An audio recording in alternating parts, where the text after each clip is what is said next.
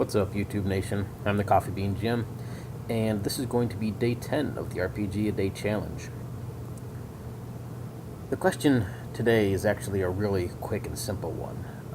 It's asking, where do I go to find RPG news, reviews, and, things like that. And for the most part, if I'm interested in a game or something comes up and I'm looking to maybe find more information about a game, I'll more often than not just Google it. Most of the time, I think probably a good 90% of the time, RPG.net is the one that comes up. They do a huge amount of reviews and playtests and live plays, and they do reviews of board games, video games, RPG games, miniature games. It's pretty much the place to go as far as looking for news or reviews for tabletop gaming. I really don't frequent it that much, and like I said, if I'm looking for something, I'll just Google it. It's just usually where that ends up taking me. So I didn't want this video to be like a whole whopping, minute and 7 minutes long, so I decided to go with an alternate question as well, so maybe kind of tackle that for a little bit more of an in-depth video. So the alternate question I went with is, what do I look for in an RPG experience?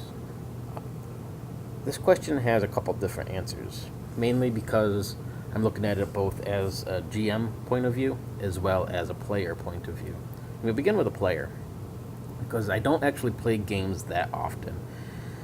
I was in Troy Symbaroum game. That was a lot of fun.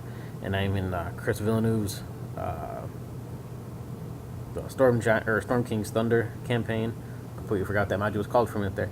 And I've played in a couple other little one-shots here and there, but I think maybe 10 games this year, maybe a few more because of Chris's Storm King. I think we're going into session 8 or 9 on that. So I guess probably more like 15 games I've played this year. So I don't get to play games very often, and that's by choice for the most part. I'm much more, I'm not sure. Normally I GM games more often than I play. I'm not sure why exactly. I think maybe I like the creative aspects of creating modules and creating adventures and seeing what players do with them. So to get kind of back to the point here, as a player, when I'm in a game, I look for a couple different things. The first is originality. It's really important for me for the GM, the module, the setting, whatever the case might be, to be original, to feel somehow different than all the rest. I'm not a fan of Forgotten Realms, really. Greyhawk's not too bad, but I look for things, like Dark Sun was a really cool original setting. Planescape was absolutely amazing. Those are, I'm kind of sticking with D&D here since that's the more commonly known settings and such. But those two worlds, those two settings really stood out to me. Fortunately, I've never had a chance to play a Dark Sun game. I bought all the stuff back in the AD&D days and devoured it like crazy, but I've never ran or even played in a Dark Sun game. So hopefully that gets remedied someday. So, besides originality as a player, I look for the GM to at least know the rules, know what's going on, so that if I have a question, I can ask it. And outside of that, I think the only other really important aspect as a player when I'm in a game that I look for to kind of bring full around that experience for me is interaction. That's not to say that I'm against railroaded games, because I'm not by any means. I understand some games and the way they're set up and stuff like that kind of need to be a railroad, especially for things like one-shots or little mini-series. More often than not, it is a little bit of a railroad, and I'm totally fine with that. What I mean by interaction is I want to be able to interact with the NPCs. I want to be able to interact with the world around me, with my players that are there with me, the other cast members, and not be kind of cut off or not be shuffled through or pushed through the game by the GM. I like to be able to sit back and relax, play my character, chat with the other characters, get to know them as well as being able to get to learn my character, because it's important for me as a player to understand my character and to see where they go. Most of the time, the character that I have written down and the character I start with the game is ends up completely different a few sessions down the road on where they're going. A great example for that was in Troy's Symbaroum game. I came out with this mystic, Zaliaso May. I decided to go with a Mystic mainly because I wanted to test the magic rules of Symbaroum. But the character itself was kind of more noble-like, and he wanted to research all these magical things and learn about the world and how magic interacted with it, and bring stuff back for the I forget what the main Wizards Academy is called. But just basically bring stuff back to the Academy so that his higher ups and stuff like that could research it and maybe do some sort of betterment in this world.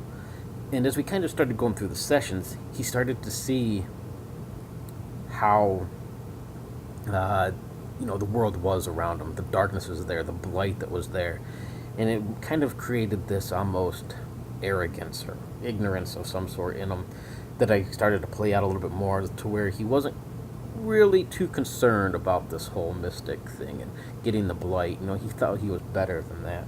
And I don't want to ruin the end of the game. If you ever get a chance to go watch it, it was a shit ton of fun.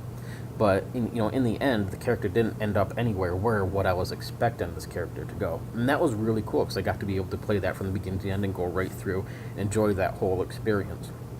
Whereas another game I was in, actually this was years ago, but it always seems to come to mind. It was much more like the GM. There was a 3.5 game, I believe, just before Pathfinder came around. But the GM was much more rigid. I'm not really sure what else the word to call it, but he read from the book, and that's what we did. And when we tried to break out and started to role play with one another, he always interjected something. Be a combat scene because goblins jumped out of the wall somewhere, or something else. And so every time we started to get into character and started to role play, it was all of a sudden, everything was going off around us, everything was chaos, and we were back into a battle, or else he was shuffling us through a door somewhere else. And it was extremely frustrating. I was only in the game for about 3 sessions before, I had to politely excuse myself. It wasn't for me. I didn't get a chance to explore my character. So, when I'm, as a player, those are the main things that I look for. As a GM, that's a little bit different, because when I'm running a game, I know what I expect of myself, and I hold myself to a sort of a rigid standard. I come away from games knowing if I did well in my mind or if it was a complete failure in my mind, and that happens. More often than not, it seems like from the players, they always seem to have a good time, but I'm a lot harder on myself than, I know what I did wrong in those things. But when it comes to running a game, besides having my expectations for myself and being able to provide an entertaining, interactive, and exciting game, I expect the players to be able to show up, to be able to get into character, to have fun. I don't expect them to know the rules in and out or anything of that sort. I'm more than happy to help players figure things out and stuff. I just want them to be able to show up and have a great time. Get into character, interact with one another, interact with the NPCs and the world that's around them, have fun.